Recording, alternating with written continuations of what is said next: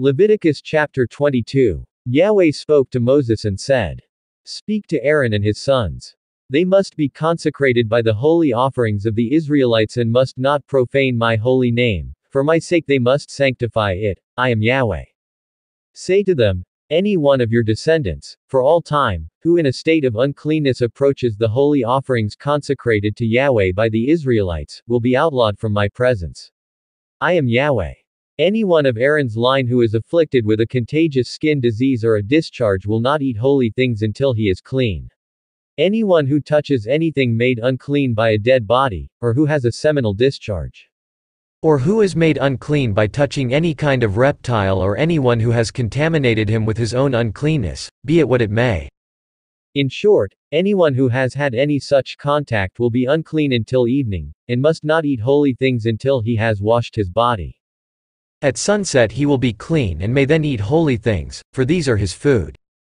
He must not eat an animal that has died a natural death or been savaged. He would contract uncleanness from it. I am Yahweh. They must keep my rules and not burden themselves with sin. If they profane them, they will incur death. I, Yahweh, have sanctified them. No lay person may eat anything holy. No guest or employee of a priest may eat anything holy. But if the priest has acquired a slave by purchase, the slave may eat it like anyone born in his household. They will share his food. If a priest's daughter marries a layman, she will have no share in the holy things set aside. But if she is widowed or divorced and, being childless, has had to return to her father's houses when she was young, she may share her father's food. No lay person may share it. Anyone who does eat a holy thing by inadvertence, will restore it to the priest with 1/5 added. They may not profane the holy offerings which the Israelites have set aside for Yahweh. By eating these, they would burden them with guilt requiring a sacrifice of reparation, for I, Yahweh, have sanctified these offerings. Single quote. Yahweh spoke to Moses and said, "Speak to Aaron, to his sons, and to all the Israelites and say, any member of the house of Israel or any alien resident in Israel who brings an offering either in payment of a vow or as a voluntary gift, and offers it as a burnt offering to Yahweh, must, if he is to be acceptable, offer an unblemished male, be it bull or sheep or goat. You will not offer anything with a blemish, for it would not make you acceptable. If anyone offers Yahweh a communion sacrifice, either to fulfill a vow or as a voluntary offering, the animal, be it from the herd or flock, must be perfect. If he is to be acceptable, it must be unblemished.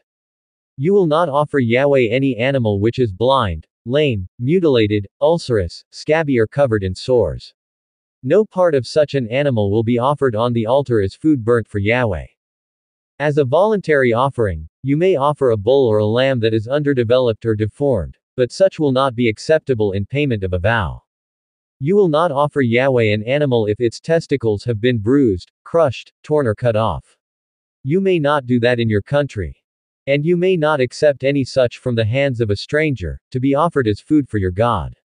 Their deformity is a blemish, and they would not make you acceptable." Single quote.